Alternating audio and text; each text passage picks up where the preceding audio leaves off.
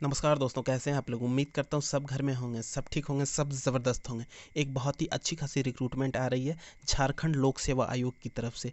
जी हाँ, झारखंड लोक सेवा आयोग की तरफ से नगर विकास एवं आवास विभाग यानी कि urban development and housing department में आपका वैकेंसी आया हुआ है।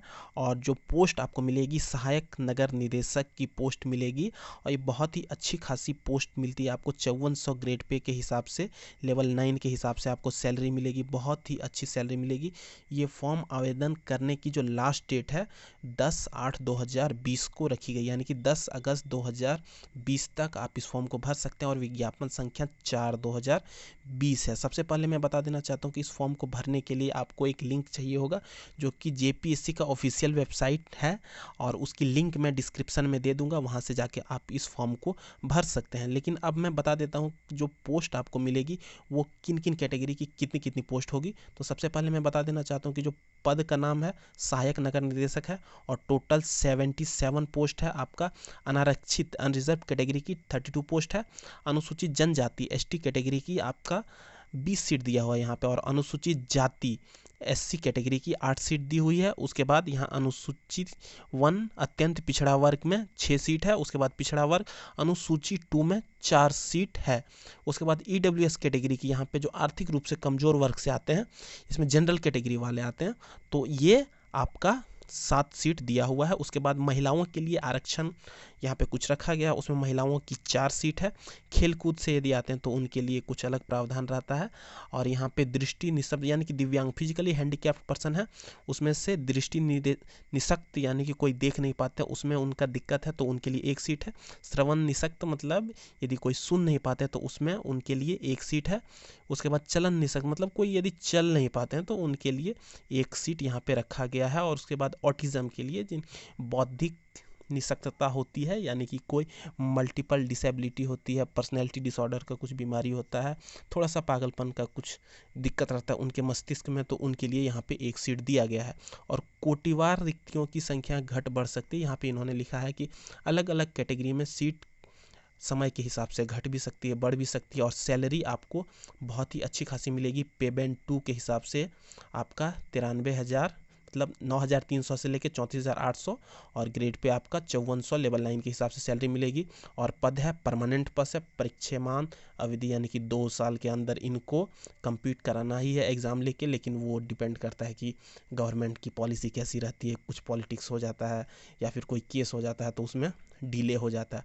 और उसके बाद जो शैक्षणिक योग्यता की बात की जाए तो यहाँ पे सबसे पहले सहायक नगर निवेशक की जो पोस्ट है, इसमें आपका स्नातक होना चाहिए वास्तुकला में, बी प्लानिंग में, असैनिक अभियंत्रण सिविल इंजीनियरिंग में आपका है, तो आप इस फॉर्म को भर सकते हैं। उसके बाद स्नातकोत्तर होना चाहिए निम्नांकित में से किसी भी विषय में, मास्टर ऑफ प्लानिंग यदि है आपका, अर्बन प्लानिंग में, ट्रांसपोर्ट प्लानिंग में, हाउसिंग में, इन्वायरमेंट प्लानिंग में, आपका क्षेत्रीय प्लानिंग में, तो आप इस फॉर्म को भर सकते हैं। उसके बाद institute of town planners India नई दिल्ली से सहचर्य सदस्यता प्राप्त यदि है तो आप इस फॉर्म को भर सकते हैं। ये इनका न्यूनतम शैक्षणिक योग्यता हो गया। उसके बाद अब बात करते हैं कि यहाँ पे जो उम्र की गणना है, एज की कैलकुलेशन 1/8/2019 को रेफरेंस पॉइंट मान के ये लोग कैलकुलेट करेंगे। और न्यूनतम एज आपका 21 साल होना चाहिए।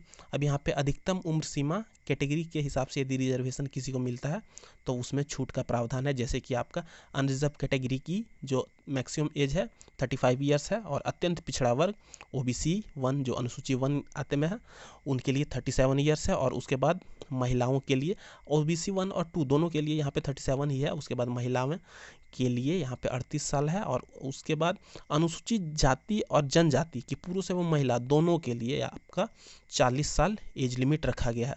उसके बाद अब बात करते हैं कि यहाँ पे छूट दी जाएगी अलग अलग को कैटेगरी के हिसाब से। दिव्यांग को 10 वर्ष की छूट यहाँ पे दी जाएगी, और लिंक मैं डिस्क्रिप्शन में दे दूंगा, वहाँ से जाके आप इस फॉर्म को भर सकते हैं। एक्स सर्विसमैन को 5 साल की छूट दी जाएगी। ये सब कुछ क्राइटेरिया है जो कि बहुत ही रेयर कोई पर्सन रहते हैं। उसके बाद यहाँ पे इन्होंने लिखा हुआ है कि नियुक्ति हेतु चयन जो प्रक्रिया है, ये रूल ऑफ प्रोसीड्योर 2002 के हिसाब से यदि 500 से कम आवेदन होता है तो वो लोग ऐसा कैलकुलेट करके लेंगे। जैसे देख लीजिए कि यहाँ पे क्लियरली इन्होंने लिखा हुआ है कि के आलोक में अधियाचित पद के विरुद्ध 500 से कम आवेदन होने की स्थिति में नियुक्ति प्रक्रिया शैक्षणिक अर्हता एवं अंतर्वीक्षा के समेकित अंकों के आधार पर होगा, जिसके लिए निम्नवत अंक निर्धारित है।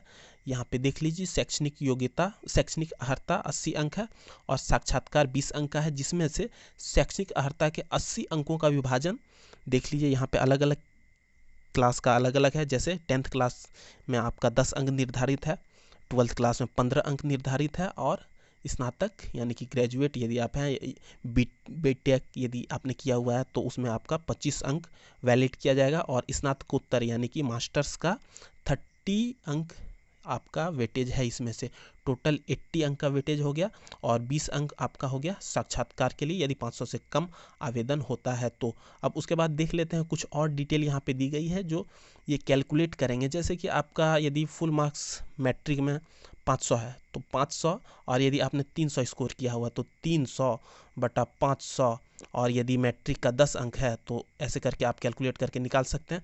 ठीक उसी प्रकार से इंटर का यदि 15 है तो, और इंटर में यदि आपने 80% स्कोर किया है 400 बटे, यदि आपका फुल स्कोर 500 है 400 बटे 500 गुना 15 अंक है तो उसके बाद आपका जितना स्कोर हुआ वो आपका मेरिट के हिसाब से आपको मिलेगा। वो आप कैलकुलेट करके देख लीजिए घर में कि आपका कितना स्कोर बन रहा है 100 में 80 में। उसके बाद यदि इंटरव्यू वो लोग लेते हैं साक्षात्कार तो उसमें 20 अंक निर्धारित है, वो तो आप जैसा परफॉर्मेंस करिएगा वहाँ पे वही होगा। उसके बाद यहाँ पे लिखा है कि आवेदकों की संख्या 500 से अधिक होने पर स्क्रीनिंग टेस्ट आयोजित कर अंतर्वीक्षा हेतु चयन किया जाएगा। यदि 500 से ज़्यादा फॉर्म भरते हैं, यदि उससे ज़्यादा कैंडिडेट हो जाता है तो ये लोग स्क्रीनिंग टेस्ट लेंगे। और यदि स्क्रीनिंग टेस्ट की आवश्यकता होती है तो इसका स्वरूप, विषय, पाठ्यक्रम आदि सूचना अलग से प्रेस विज्ञप्ति के माध्यम से की जाएगी। अब देख लीजिए यहाँ पे इन्होंने ये नहीं लिखा, ये तो लिख दिया कि 500 से कम यदि फॉर्म गिरता है तो वो लोग प्रक्रिया ऐसे लेंगे 80 आपका शैक्षणिक अर्हता जिसमें कि हायर डिग्री वाले को ज़्यादा फायदा हो जाएगा और 20 अंक साक्षात्कार के लिए। लेकिन यदि 500 से ज़्यादा फॉर्म गिर जाता है तो एग्ज़ाम का क्या प्रारूप रहेगा, एग्ज़ाम का क्या प्रोसेस रहेगा, वो अभी इन्होंने मेंशन नहीं किया हुआ है, तो वो आपको समय के हिसाब से मिल जाएगी जानकारी। तो देख लीजिए यही तो लूप होल है जेपीएससी का। और जाहिर सी बात है कि 500 से ज़्यादा फॉर्म गिरेगा ही और अभी इन्होंने मेंशन नहीं किया हुआ, फिर केस होगा, फिर लफड़ा होगा, तो ऐसा चलते रहता है। यहाँ पे हर कोई जब भी नोटिफिकेशन निकलता है तब कुछ ना कुछ लूप होल ये लोग क्रिएट कर ही देते हैं ताकि आगे कुछ दिक्कत हो ही जाए। अभी देख लीजिए इसमें एक लूप होल रख दिया, यदि आपको करना है 500 से ज़्यादा तो आप अभी बता देते कि 500 से ज़्यादा होता है तो क्या होगा। अब अलग अलग बात है कि अब क्या बोलें, इसमें कुछ बोलना भी नहीं चाहिए। अब देखिए न्यूनतम अर्हतांक कार्मिक प्रशासनिक सुधार तथा राजभाषा विभाग, मतलब ये कुछ है उस पर ज़्यादा जाने का ज़रूरत नहीं है। जो अलग अलग कैटेगरी के लिए न्यूनतम मतलब क्वालिफिकेशन मार्क्स है जो क्वालिफाइंग नेचर रखा गया है। जैसे यदि कोई जनरल कैटेगरी में है तो 40% यदि वो स्कोर करेंगे तभी वो मेरिट में आएंगे।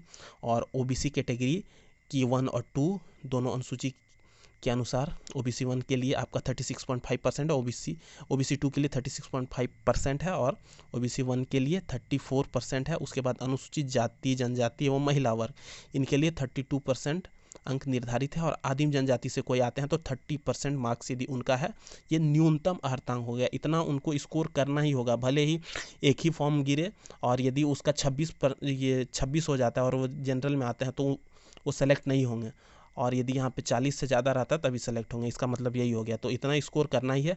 इसको आप रेफरेंस मान लीजिए कि इससे ऊपर ही रहना है, इससे नीचे आप जाइएगा तो कोई फ़ायदा नहीं होगा। और आरक्षण का मिलेगा जो जिले के जिला दंडाधिकारी, अपर दंडाधिकारी या उपायुक्त, कार्यपालक दंडाधिकारी, सहायक दंडाधिकारी, अंचल अधिकारी, किसी में से भी आपका यदि निर्गत है और यदि आप यहाँ के परमानेंट रेसिडेंस हैं तो आपको आरक्षण का लाभ मिलेगा, नहीं तो नहीं मिलेगा।